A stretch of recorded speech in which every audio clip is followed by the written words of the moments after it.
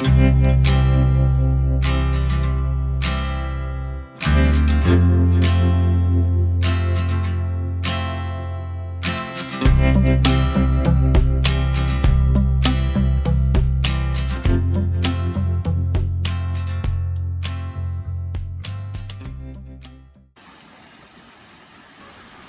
teman-teman, selamat datang di channel Mojopahit Vlog. Setelah kemarin kita melihat air di Jolotundo ini, sekarang kita akan mencoba untuk mengambilnya. Dan memang ternyata teman-teman, kami sudah mencicipi dari air Jolotundo ini. Rasanya lebih segar. Ini adalah botol mineral yang sengaja kita beli di minimarket. Untuk airnya memang sudah kita habiskan dan kita coba untuk compare ke air yang ada di Jolotundo ini. Setelah kita isi dan kita coba dengan air yang ada di Jolotundo, rasanya memang cukup beda teman-teman. Untuk air yang kemasan yang kita beli di minimarket, rasanya mungkin tidak perlu saya jelaskan, teman-teman sudah bisa atau sering mengkonsumsinya. Akan tetapi ketika kita mencoba air yang ada di Jolotundo dan kita masukkan ke dalam botol mineral ini, rasanya lebih segar, lebih sejuk. Dan untuk saya pribadi, saya lebih memilih air yang ada di Jolotundo ini. Tidak perlu untuk memasak untuk saya pribadi, tapi mungkin teman-teman bisa untuk memasaknya, terserah. Airnya memang cukup beda teman-teman. Hal ini memang tidak salah karena memang ada penelitian yang mengatakan bahwasanya air di Jolotundo ini mengandung mineral yang cukup tinggi. Jadi tidak ada salahnya jika teman-teman datang kemari untuk mencicipi air yang ada di sini.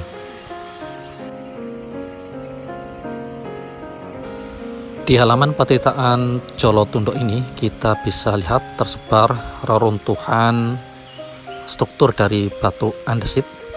Nampaknya ini memang dahulu merupakan bagian dari petitaan ini. Namun sampai sekarang masih ditata di depan halaman petitaan. Mungkin suatu saat ketika ada pemugaran ulang, komponen ini bisa ditata dan disematkan di sekitar dari petitaan ini.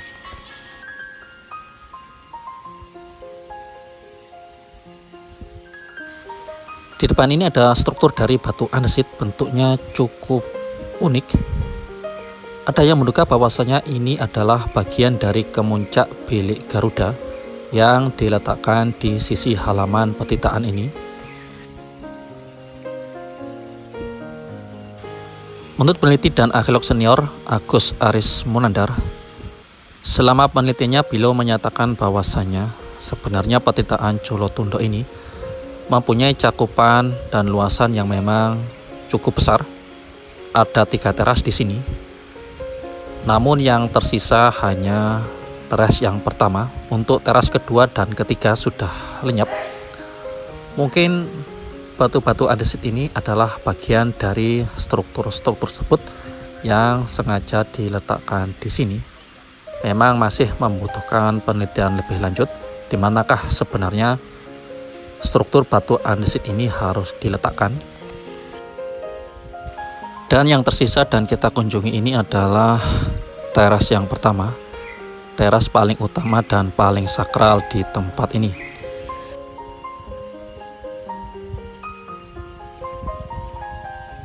Dan ketika pertama kali ditemukan oleh Belanda ketika itu, petitaan ini dalam keadaan memang agak rusak, sehingga dilakukan pemugaran untuk memperbaiki bentuk dari petitaan ini, sampai kita bisa menyaksikan bentuknya hingga hari ini.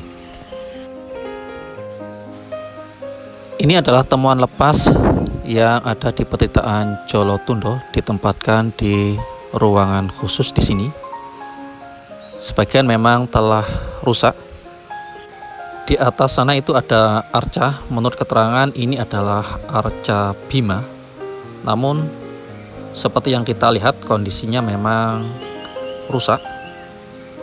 Untuk posisi tangan sebelah kiri dan bahu sebelah kiri sudah hilang. Demikian juga bagian sisi atas arah kepala juga sudah tidak ada lagi.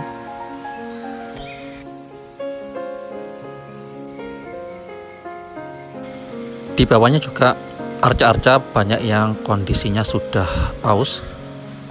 Di depan ini ada perkiraan arca Nandini.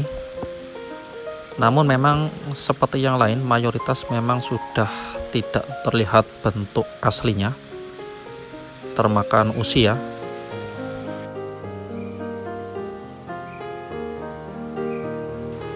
Di sebelah kanan dari arca Nandini kita bisa lihat ada arca Ganesha.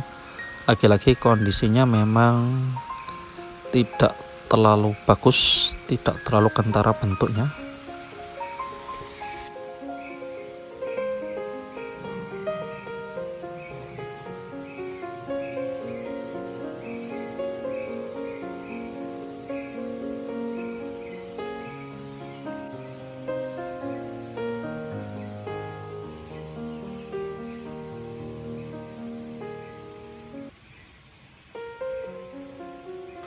Tampaknya memang sengaja arca-arca ini disimpan di bilik khusus seperti ini guna menghindari kerusakan dan juga upaya pencurian.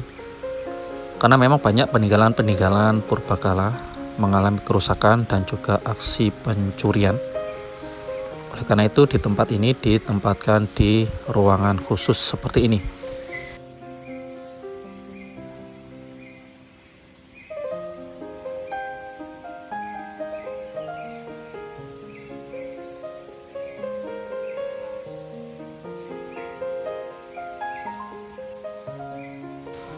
Yang masih menjadi misteri apakah memang semua arca di sini berasal dari Patritaan Jolotundo ataukah ditemukan di tempat yang sedikit agak jauh.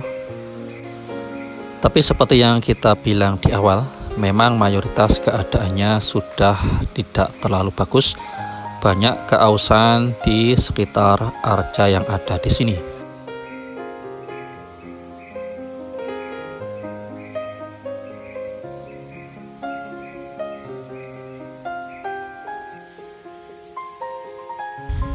Di sebelah sisi atas dari Petitaan Jolotundo ini ada suatu tempat khusus sebelah depan sana.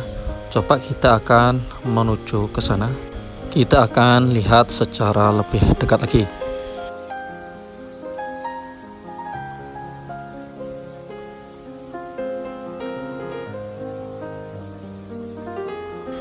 Kita telah sampai di puncaknya dan ini ada sebuah batu yang ditutup kain. Ini letaknya tepat di atas Patirtaan dari Jolotundo ini. Kita bisa lihat dari sisi atas. Menurut keterangan dari warga sekitar, ini dahulunya ditemukan di sekitar Patirtaan Jolotundo. Oleh masyarakat, batu ini diangkat dan dipindahkan di sisi atas. Sampai sekarang, batu ini digunakan sebagai ritual oleh para pengunjung. Dan sebagian besar memang para pengunjung dari luar kota, khususnya daerah Bali, memang sering mengunjungi tempat ini. Dari sisi ini kita bisa melihat secara bebas Petitaan Jolotundo. Tampak pengunjung mulai berdatangan ke tempat ini. Ini bukan weekend. Kalau weekend suasananya lebih ramai lagi. Petitaan Jolotundo sendiri berbentuk 4 persegi panjang dengan teras di tengah dan puncak pancuran berada di tengah-tengahnya. Ternyata memiliki arti simbolis yakni sebagai gambaran dari Gunung Mahameru. Dalam konsep Hindu zaman dahulu, Gunung Mahameru dianggap sebagai gunung suci, tempat bersemayam para dewa. Petitaan Jolotundo juga dianggap melambangkan pengadukan lautan.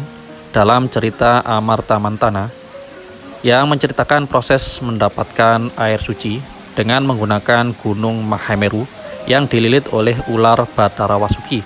Berdasarkan hal tersebut, kolam Jolotundo disamakan dengan lautan, sedangkan teras dengan pancuran berbentuk silindris yang dililit seekor ular melambangkan bentuk Mahameru. Air yang keluar dari pancuran itu sendiri dianggap sebagai air suci atau air amerta. Mengenai teka-teki siapakah yang membangun pertama kali petitaan Jolotundo ini, sampai sekarang masih menjadi perdebatan di antara para peneliti. Ada yang mengatakan bahwasanya petitaan ini dibangun oleh Raja Udayana guna mengenang kelahiran putranya, yakni Airlangga. Ada juga yang mengatakan bahwasanya ini dibangun sebagai tempat pertapaan dari Airlangga. Namun ada analisa yang cukup menarik disampaikan oleh arkeolog senior dari Balai Pelestarian Cagar Budaya, yakni Bapak Wicaksono Dwi Nugroho. Beliau menjelaskan bahwasanya petitaan Jolotundo ini menjadi bangunan suci yang terus digunakan dari zaman Kerajaan Medang Kamulan sampai zaman dari Majapahit.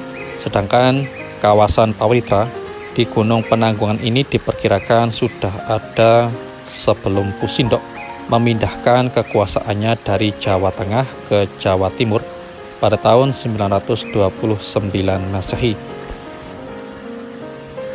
Dikatakan bahwasanya dahulu Empu Sindok hanya memfasilitasi dengan memberikan tanah bebas pajak untuk biaya perawatan karena tidak disebutkan secara eksplisit di beberapa prasastinya. Kecuali Jolotundo jelas berangkat tahun 977 Masehi, yakni angka tahun pembangunan Jolotundo pada masa pemerintahan Sri Isyana Tunggawijaya. Pada zaman kerajaan, lanjut beliau, petitaan Jolotundo menjadi bangunan suci, tempat pemujaan terhadap Wisnu. Konsep yang biasa melekat yaitu pencarian air suci Samudra Mantana. Jika dikaitkan dengan pertitaan Sumber Tetek dan kawasan Pawitra di Gunung Penanggungan, Jolotundo digunakan sebagai tempat penyucian diri.